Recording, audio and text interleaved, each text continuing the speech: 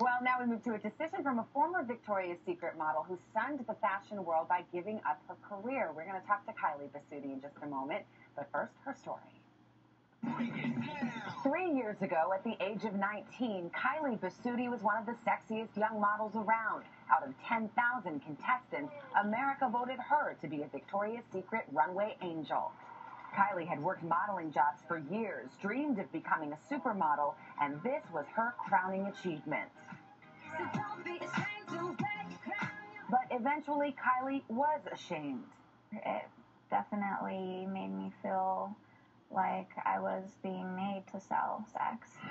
As seen in this Victoria's Secret video. We talked about outer thighs, we talked about making your butt rounder. Kylie admits she was consumed by a pursuit of fame and physical perfection. So I really just started to feel exploited and sexualized. Eventually, Kylie followed her faith and took a bold step. She quit. Giving up the promise of a lucrative career, Kylie moved with her new husband to find a more centered life in the small town of Big Fork, Montana. She came to her convictions going, I don't want to go down that road anymore. I don't feel comfortable, dressing half naked to sell clothing. Kylie now counsels other young women about following Christian values, and she tells her story in the new book, I'm No Angel. In a statement, Victoria's Secret said in part, Ms. Bisutti has made numerous fabrications and misstatements of fact regarding her brief association with the company. But Kylie's pastor says her story rings true. It's really the story of someone who is pursuing fame and success and money, realizing along the way that those things were not going to bring her the kind of satisfaction that she was hoping for.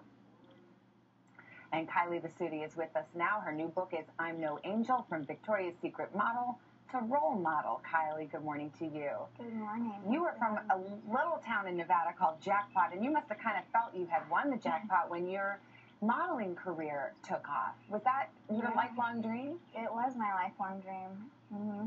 And when did you start feeling like this was inconsistent with your values and your faith?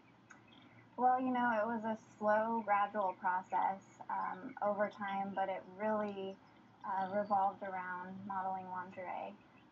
That was the pinnacle of my decision, being seen by other men in lingerie when I have a precious husband at home who should be the only one to see me that way. You say that it dawned on you that essentially you weren't selling lingerie, you were selling sex.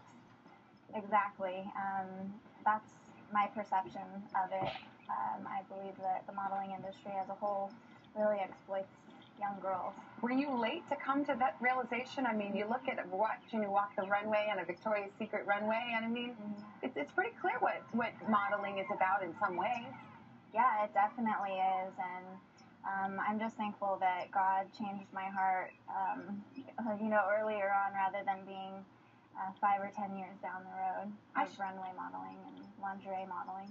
I should say that you won this Victoria's Secret contest in 2009. You walked the runway. You participated in a swimsuit catalog shoot. You beat out a lot of other young women for this. But Victoria's Secret has said, and we just read part of the statement, that you didn't have a long relationship with the company. And it goes on to say, in 2009, Ms. Bisutti won an online amateur modeling competition. Hasn't worked for us since that year. The prize for winning the contest was the unique opportunity to a one-time walk in the 2009 Victoria's Secret fashion show.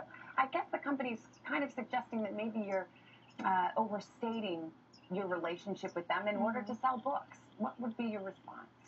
My response is all the truth is in the book.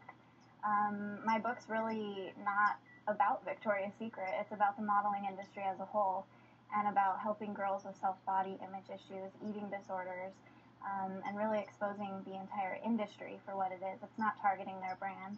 And you talk a lot about some of the things that you witnessed that are pretty shocking. What other models were doing, the pressure you felt to be incredibly thin. Can you tell us a little bit about that? Yeah, there was intense pressure on me, and I know on many models around me, to be incredibly thin. I went as far as doing crazy crash diets to drop the weight after my agency had called me fat and told me that I needed to lose weight off of my thighs and hips. And I did very unhealthy things to lose the weight, but I was told if I didn't do it, I wouldn't book jobs and become successful. Do you think these experiences were unique to you, or because you were just coming up and you hadn't been a huge success yet, and that it would get better once you were, I guess, a more successful model? I mean, is that what you were wondering? Yeah, you know, the whole time through my career, I always thought, well, one day this is all going to pay off. One day it's going to, you know, change for me.